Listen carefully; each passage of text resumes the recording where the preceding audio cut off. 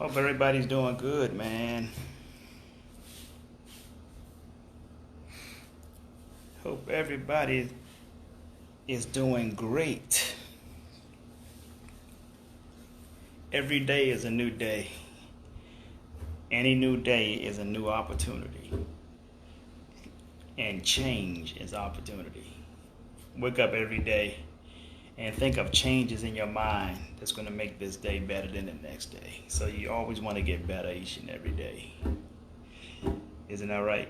A guy by the name of Art Williams, and he's a former coach. You know what he said? He said, all you can do is all you can do, and all you can do is enough. Just make sure you do all you can do. Man, that's amazing.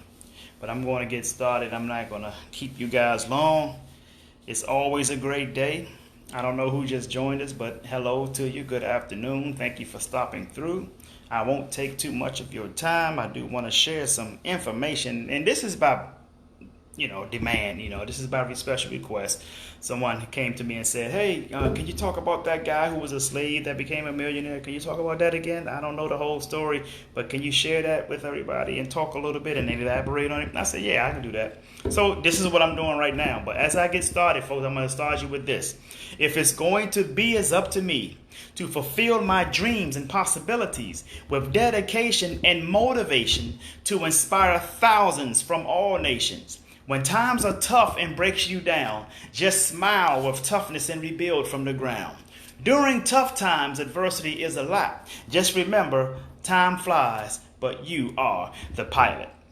Good to see you, Miss Dunson. Always a pleasure. Thank you for stopping through. Folks, I want to talk about a gentleman. His name is Alonzo Herndon. He was born in the late 1800s, and died in the early 1900s. Don't have the exact dates with me at the time, but you can always look him up. You can always do your Google search on him. Hey, Asia Gillis, good to see you. His name is Alonzo Herndon. He was a slave. He was born a slave. Okay, he was born a slave, and to a white slave master, and his mother was black, of course. And he was later emancipated, right? After emancipation, he went into the barbering business. So he started cutting hair, and then he opened his own barbershop. He opened 2 barbershops of his own, and he was not able to walk in the front doors of his own barbershop, and he's the owner. Because of segregation, he had to enter his own barbershop from the back. But his customers were of all nationalities, okay? But he couldn't walk through the front doors of those barbershops. He had to go through the back door, and he was the owner. Later, after the barbering business, he got into the insurance business. In the insurance business, he made a whole lot of money. And he started a company called the Atlanta Life Family Insurance Company. It's called the Atlanta Life Family Insurance Company. And that company have generated billions of dollars in the insurance industry. And during that span, this guy, Alonzo Herndon, right? Elizabeth Simpling, good to see you. Alonzo Herndon had become the first black millionaire in the city of Atlanta, Georgia. Isn't that amazing, folks? From slave to millionaire. Think about this, folks. He was a slave and later became the first black millionaire in the city of Atlanta, Georgia. Now, let me just ask you this question. If he was able to accomplish what he accomplished during slavery and heavy segregation, what excuses do you and I have today in achieving our goals, dreams, and aspirations? What excuses do we have? What do we have to complain about right now? The difference between us and Alonzo Herndon is just that. We don't have to go through, we're not slaves. No one is keeping us bondage today. We have free, this is free enterprise.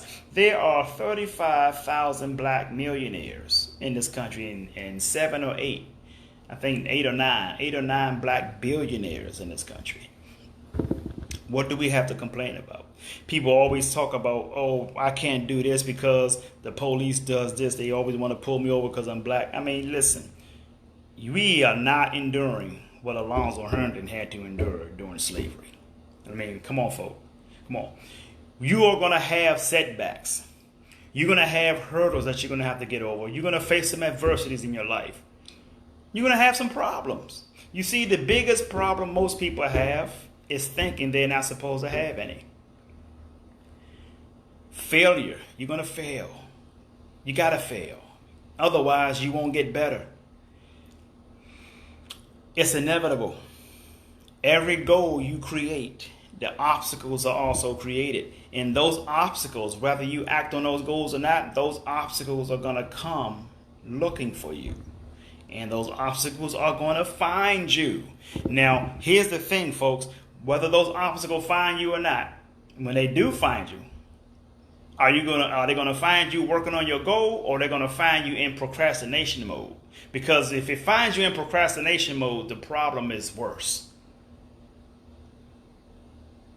If the problem finds you in working towards your goal mode, then the problem is not that hard to get over. It's going to be challenging, yes, but it won't be as bad if those problems find you procrastinating, lounging, sitting on your ass. You're not producing. All out massive action, folks. All out massive action. What you think here, you got to follow that with action. And I spoke on that yesterday when I talked about the frontal lobes of the brain and the motor cortex of the brain. I want to say hi to Jacqueline Chris. Thank you for stopping through. So, folks, I'm going to repeat that again. I'm going to repeat this real fast. Alonzo Herndon, born a slave, emancipated and started his own barbering business. 2 barbershops that he could not walk into the front doors of. He had to walk through the back doors because of segregation was so heavy. Became a successful barber owner. Then later started work in the insurance industry. Ended up owning his own insurance company. And as he owned his insurance company has generated billions of dollars. His company is called the Atlanta Life Family Insurance Company today. And because of the success of his insurance business, folks, he had became the first black millionaire in the city of Atlanta, Georgia. That is amazing. And if he can accomplish that coming out of slavery, what's our problem? I mean, come on. What is our problem, folks? I mean, we hear all this stuff. These people don't like us. We got these haters. I mean, come on, folks. Come on. That's lightweight compared to what Alonzo Herndon had to endure during slavery. He never lost sight of his dream. He never left sight of his goals, his aspirations. He never let go of those things. Listen to this quick poem, folks. Listen to this quick poem. 2 men looked out from prison bars. One saw mud, the other saw stars. I'm going to say that again. 2 men looked out from prison bars. One saw mud, the other saw stars. How amazing is that? It's all on perspective. It's how you're thinking, folks. You're thinking because of your circumstances, you thinking that you're on a down, you hold your head down and that's all you see is negativity. That's all you see is mud. But you can be in that same situation and change your perspective and look up and say, I'm still going to accomplish my goals and my dreams and my aspirations. I still see it. I dream it. I feel it. I'm going to conquer these things. I'm going to put everything I have into doing what I want to do, regardless of my current situation. I see the light. You see? It's all on perspective. I'm going to give you another perspective.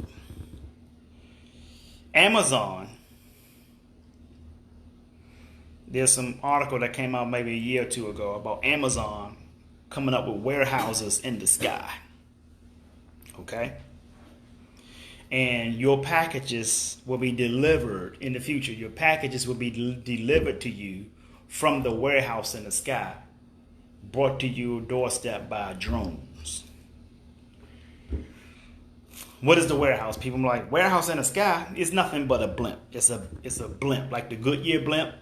It will be blimps in the sky with packages surrounding or traveling around a particular zone or particular area, and those packages will be delivered by a drone from the blimp down to your doorstep, and the drone goes back up into the blimp. Now, folks, here's the thing. What does that mean for UPS drivers or Amazon driver? What does that mean? Here's the thing, folks. You have two UPS drivers or two Amazon drivers or two FedEx drivers who says, and one of those drivers say, oh my goodness, man, they're trying to take away jobs. What am I going to do? I got family I got to feed. I got to find something else to do now. I got to flip burgers or do whatever I got to do to make ends meet. He's thinking negative. That's one driver, or UPS or a FedEx driver, Amazon driver. But the other driver says, so I see that now I see where they're going. So what I'm going to have to do now is come from behind the big truck and go take a class and learn how to fly drones. Learn how to fly a blimp. Try to get my blimp flying license or something. See, so one is adjusting his mindset so that he can obtain the skills for a new age, where the other is complaining about change. See, folks, listen. The only thing that ever stays the same is change. It's not that people don't like change. They don't want to be changed. They don't like being changed. So you have to adjust your mindset. The same thing goes for big businesses. There are a lot of big businesses right now that does not exist anymore because they refuse to change. Prime example, Blockbuster. Did you guys know that Blockbuster turned down the opportunity to purchase Netflix at $50 million? At that time, they had the money to purchase Netflix at $50 million. Netflix today is worth billions of dollars. As a matter of fact, you can go in the stock market and look up Netflix stock code. And I think a few years ago when I've looked at it, it was over $300 a share. They're generating some heavy loads of money right now. But Blockbuster turned down the opportunity to purchase Netflix. Where is Blockbuster today? Where is Netflix today?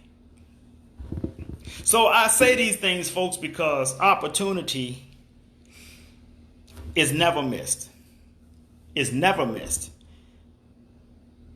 It might miss you because you ain't take advantage of it. But opportunity is never missed. It's only going to be passed on to the next person or to the next person, to whoever is going to who's going to take advantage of that opportunity. Good to see you, brother Johnny Numbers. That's a sharp brother there, folks. Good to see you, man. So, perspective. People thinking, listen, folks, get out of that 20th century thinking that in order for you to be successful in life that you need all these degrees. This is not the industrial age anymore, folks. And as a matter of fact, let me talk about somebody who's a prime example of that. His name is Henry Ford, the CEO and owner of Ford Motor Company.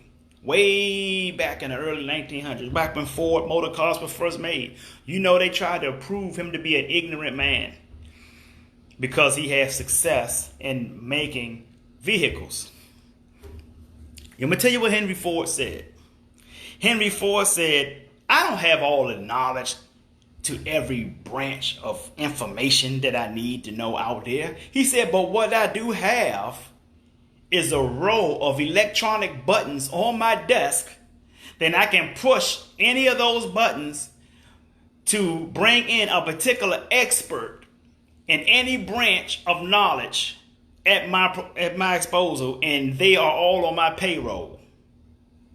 Woo! You guys hear what Henry Ford said?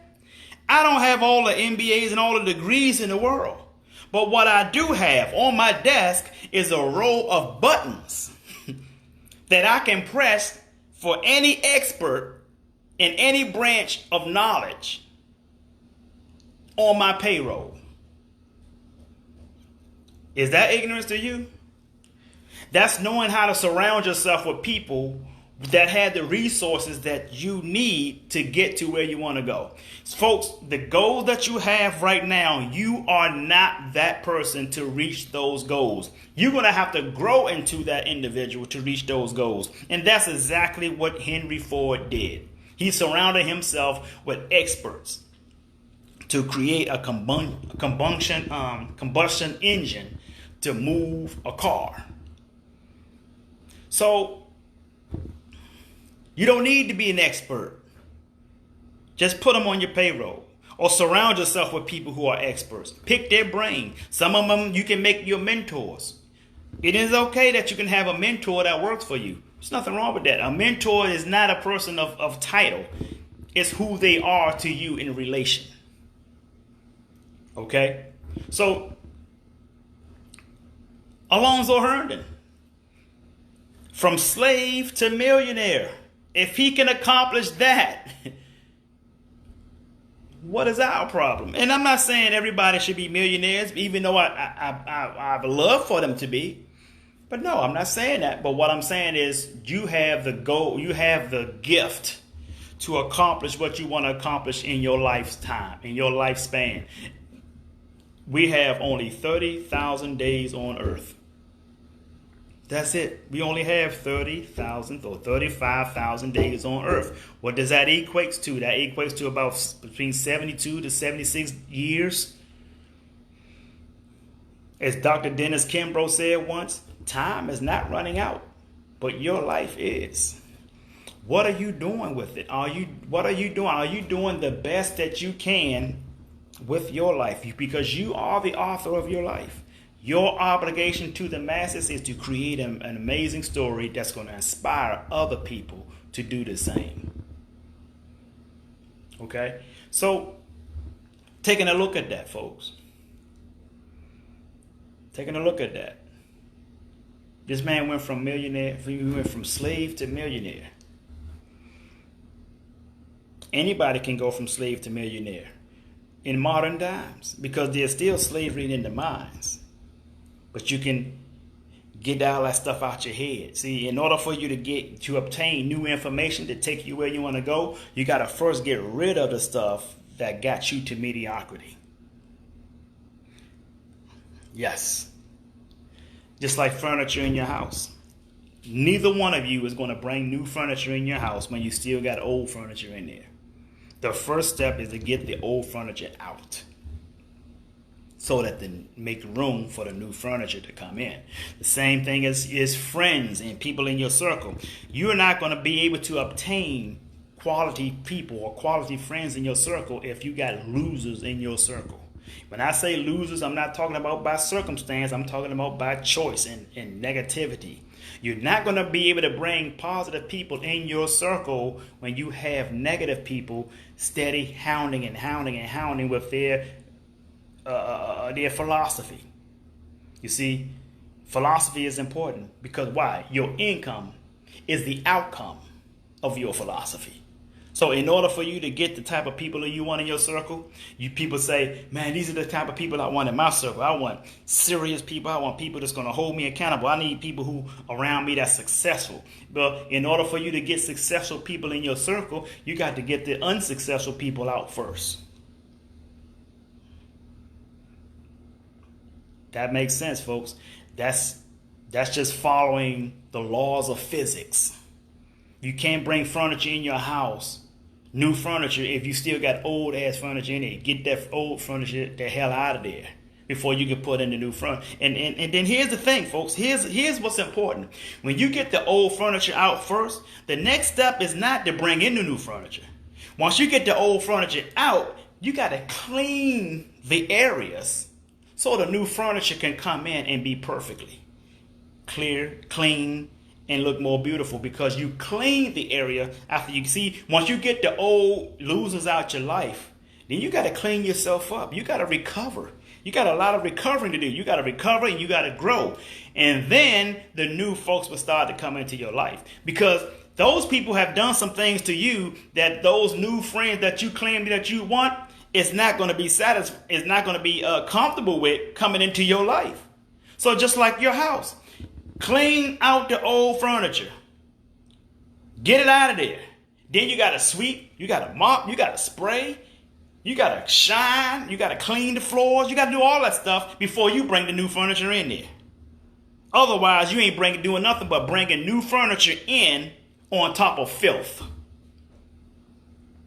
Same way with your circle. Same way in life. You got to get loser friends out of your life. Clean yourself up. You got to cleanse yourself. And after you cleanse yourself, then you will attract better quality people. Les Brown called them OQP. Only quality people. That's who you want in your life. Hope that makes sense. If this makes sense to you guys, just put that in the comments. Say, this makes sense. Good to see you, brother Marcus Morgan. Good to see you, my friend. Black Sunshine Harris, good to see you. How you doing, Tracy?